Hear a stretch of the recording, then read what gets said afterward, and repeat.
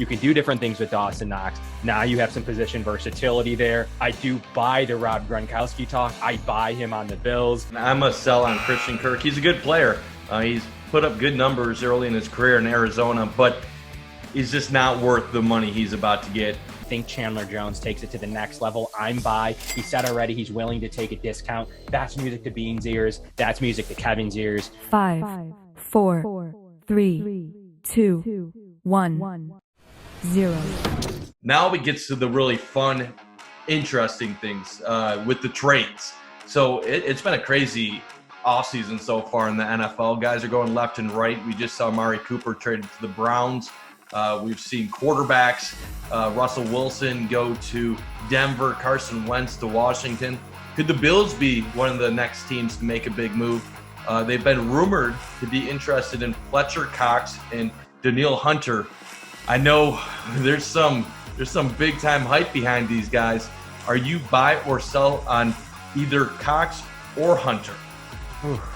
Now, I think conversely to what we were just talking about with the young pass rushers and maybe the younger receiver, I think the big thing here is both of these names I'm a buy on. The Bills have proven to be active in the trade market pretty much under Bean's tenure the entire time.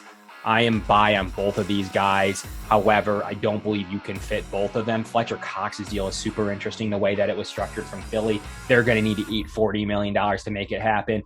The only problem with that one is what is the compensation they're going to want for a fairly elite interior defensive tackle to be paired with Ed Oliver? What a combination. The Bills should do whatever they can to make that happen. However, there probably are limitations with compensation.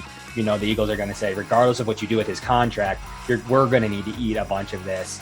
You know, how are you going to make that worth our time? I'd assume they wouldn't be having chats with these teams if they haven't found a compensation level. And that's probably going to come into a form of a little bit higher of a pick than Bills fans would expect in that case, because of the cap benefit of around $2 million that they have that player for Fletcher Cox for. So it's a little nerve-wracking. I'm buy on the player. I don't know about the compensation and where the contract will go. Plus, it's a one-year deal, Mike.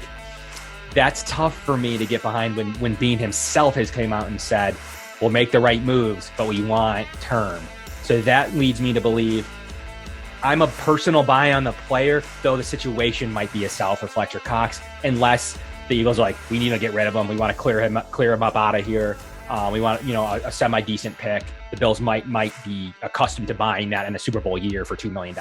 So I'm a buy, but very minor on Fletcher Cox. I'm a buy on the player, less of a buy on the situation, but I'm a full buy on Danielle Hunter. I think that he is a premier pass rusher in this league. I do think with the contract of roughly $20 million, you'll get a better deal than you will in a Fletcher Cox scenario. The big money's coming in a week when that roster bonus is due, but most people are saying that will be reworked out in a contract extension, some form of finagling on the contract there. But that does leave the compensation to be a little bit better. I wouldn't, with what we saw Khalil Mack go for, what does Danielle Hunter go for coming off of a couple of down years of injuries and whatnot? He's an elite pass rusher. I think that he could be the missing link to the Bills' entire defense. I'm a full buy on him. Whatever they need to get it done. I'd match the Khalil Mack trade, even though I think they could even do a little bit better, to be honest. I think with the contract and the uncertainty in that situation, I think that there could be a little bit of a better deal there for them. So I'm buy on that.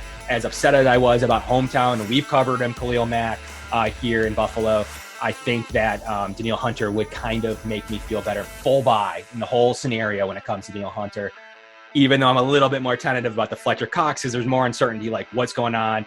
Is he going to play under this contract? Do they have him for longer than a year? The Bills going to need to trade a third, all that kind of stuff. There's a little bit more uncertainty there, but full buy on Danielle Hunter. Kev, I don't know if we're going to disagree on any of these. I'm buying both of them. Obviously, you're not going to get both of them, but right. Danielle Hunter is definitely priority number one if there's any way of getting something like that done. Our colleague Greg Thompson, he's been referring to Danielle Hunter as his number one priority this offseason for the Bills, and what a way to address a huge need for the Bills defensive line if they can somehow bring a guy like Hunter in.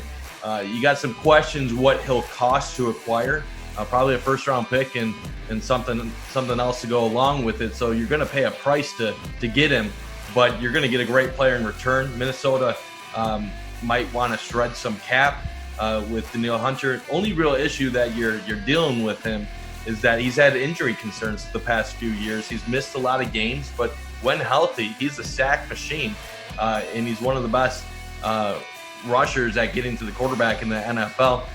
Fletcher Cox, love to see a guy like that in the Bills as well, but obviously he has some questions if you're going to try to acquire him, and also what are the Eagles going to want back? They're going to deal with a lot of dead money right there, and they're not going to want to just eat all of that without getting something in return. So that's a little bit more complicated situation.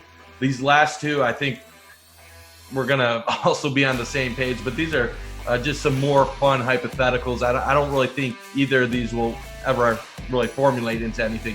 Jarvis Landry and then trading for a running back. Do you think there's any chance the Bills could go after a guy like Jarvis Landry? And if fans don't like Gronk, they really don't like Jarvis Landry because he's been a pest in the Bills' side for many years when he was on the Dolphins. In the running back idea, Kev, I don't know how it came to be, but it's starting to simmer on Twitter once again. There's people saying the Bills should be interested in getting a more of a bell cow at running back. I could see them upgrading at RB2, but do we really want to invest or give up something to acquire a running back that's going to cost the Bills against the cap in other ways potentially? Yeah, you're really kind of twisting me. When it comes to the Jarvis Landry thing, I think I'm more pro Jarvis Landry than most. I think he was willing to take a contract reduction. I think that's what he's still kind of discussing with the Browns. Probably didn't go the right way. They made the move for Amari Cooper. Jarvis Landry's there for the taking. He is a good blocker in the run game. He gets it done. Kind of what got him into trouble against the Bills and then an Aaron Williams situation is his tenacity blocking. The Bills can hone in on that. I don't know why we wouldn't want like a real gamer like that. He's a good football player. If the contract number comes in right, he's a veteran.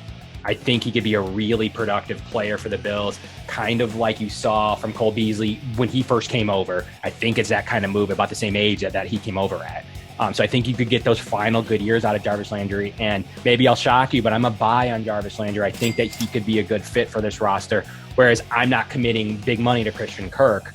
I like Jarvis Landry. I think the Bills have a gap at that slot position. You could essentially move Cole Beasley's money to his money. Good blocker, could be a good safety valve. And in this scenario, I'm assuming the Bills aren't getting the tight ends. So that's kind of where I'm a buy. But I'm a buy because something happened with Gronk and something happened where Evan Ingram wanted too much money. I'm a buy because the Jarvis Landry could be the next best player that would fit this offense, who could be a complete route winner in the slot.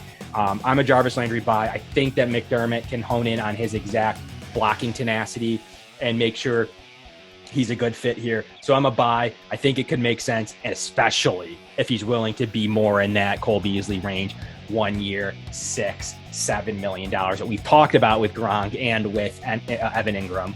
That would kind of be the same battle. Evan Ingram, Jarvis Landry, Rob Gronkowski, kind of similar. Wouldn't knock you out of the tight end too, signing Landry or Ingram, but it could be that same money. So for me, it's Ingram or Landry. I'm Ingram first. However, that could get out of hand quickly, and the Bills are like, nah, we have a good backup, late round compensation for Landry, and be able to get something done on the contract front. I'm a Jarvis Landry buyer, just because I think you can get him cheap, and I think you can rework that contract to be in a good situation. And man, the Bills know how to make slot receivers. I think that gets it done underneath Josh Allen. He's going to have say in this, Mike. If it's Christian Kirk, it's probably going to get done. If it's Jarvis Landry, it's probably going to get done. And if he likes what he sees with Ken Dorsey and it's Evan Ingram, it's probably going to get done. So it's going to be who Josh Allen wants the best. And I can't buy the other receivers and tight end and not like Landry, because I think he would bring another good veteran presence to the locker room, someone who's done it before and really be a good blocking presence. And he could really be a good fit in the locker room. Although that cheap shot in Aaron Williams, at least that was during the play. It was a cheap shot, shouldn't have hit him, but at least it was kind of like he's blocking for his team. Maybe he learned from that experience, I hope. Even a little bit different than the Gronk hitting Trey White on the ground when the play's over. Like, it's a little different to me. Still dirty, But I am willing to, that's even longer ago. I'm willing to see what happens with that, Mike. But then when it comes to your other scenario, that one, you're really working me here on the running backs, because that's another one I love. I can't give up the compensation. I'm a seller on the contract, but I'm a seller at face value. But that's not to say that if something transpires with any of these guys, Dalvin Cook, or, whoever would become available, Christian McCaffrey, Saquon Barkley, the compensation's right. They can get something a little bit better on the contract front. You could potentially say that Bills are a good running back away. Instead of pressing Devin Singletary at times, they would have a great 1-2 punch. Zach Moss would probably be done something in compensation. But if the compensation's right and the numbers right, I am a buy. But obviously I'm a sell at this point, knowing what their contracts are and not giving up anywhere near the compensation that's required for any of those running backs. But things can change quick.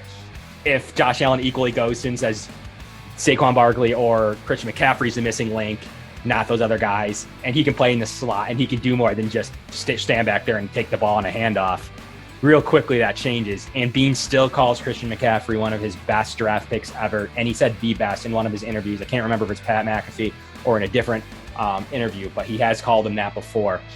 So, to me, and maybe I believe it was prior to Josh Allen becoming Josh Allen, but it wasn't that long ago that he called Christian McCaffrey his best draft pick ever. So I'm a seller, but barely.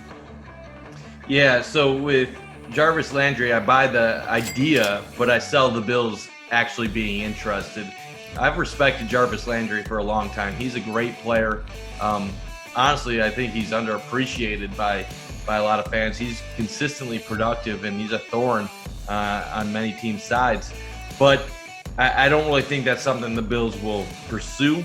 When it comes to running back, I don't know how this conversation jumped up again, especially with the national side of things. You hear ESPN analysts saying the Bills are a running back away, a Saquon Barkley or Christian McCaffrey away from being in the same level as the Chiefs or the Bengals. And I look at that as they were already on the same level as the Chiefs and the Bengals last year with Devin Singletary. I don't know what Saquon Barkley or Christian McCaffrey does to elevate you to a higher elite level. Sure, I would love to have either player on the Bills offense. The issue is Carolina and New York aren't just going to give up Christian McCaffrey or a Saquon Barkley for a fourth or fifth round pick. Maybe they would, but I highly doubt that. They're going to be wanting a first or a second. These guys are the cornerstones of their franchises, and they're still young. They're still productive when healthy, and really that's the only thing holding them back. They haven't been healthy. And yeah, it comes down to, if there was some scenario where you didn't have to give up much to give them, yeah, 100% would love them. But I don't think that's anything realistic. And then to further add on top of it, some people have been mentioning draft a running back in round one. I cannot get myself close to that. Maybe second, third, fourth round. If you see somebody that you're really in love with, I can always open my ears to any idea like that. But I'm at the point now where I actually don't think Devin Singletary is that bad of a running back. I actually think that what's happened is we have grown so accustomed to kind of being critical of the Bills' run game that we forget that Devin Singletary is actually pretty decent. He's not great, but he's a guy that averages above 4.5 yards per carry, can catch the ball out of the backfield. What else are you going to do? If you get Saquon Barkley or Christian McCaffrey, it's not like you're going to suddenly have a 1,000-yard rusher. It's just going to be a different guy doing what Singletary is doing right now. So I'm going to sell it, but I understand why some might be interested. Kev, any final thoughts before we wrap up? Mike, I think the Bills are in for what is going to be a good free agency period. I think it's going to be a little bit more active than last year's, where they actually retained their own players. This year, they're making moves. They're releasing some of those guys. They're trying to free up some cap space and do have some cap restructures to go to if they need to in situations where a player is willing to play here that they weren't expecting. The Bills know the window's there. They know the AFC's tight. They know it got stronger. I don't believe the Bills can sit back and say, we're good at all position groups. They are good across the board. I like them in most areas. They do have a draft class coming in as well post free agency that they're probably going to be able to take best player available at pretty much the entire draft. And that's based on this free agency. I don't believe we're going to go in there and saying we need an edge or we need a running back or we need this or that. I think they're going to be able to take the best player available, and we'll be able to get into that a little bit more, Mike. But my final thoughts are it's going to be active. It's going to be fun. One of these names is going to go down because I do think there's a little bit of realism to most of these names. And I do think that one of the players we've talked about here tonight is going to be a good addition for the Buffalo Bills. So stay tuned, stay posted, and let GDP bring you these quick hitters.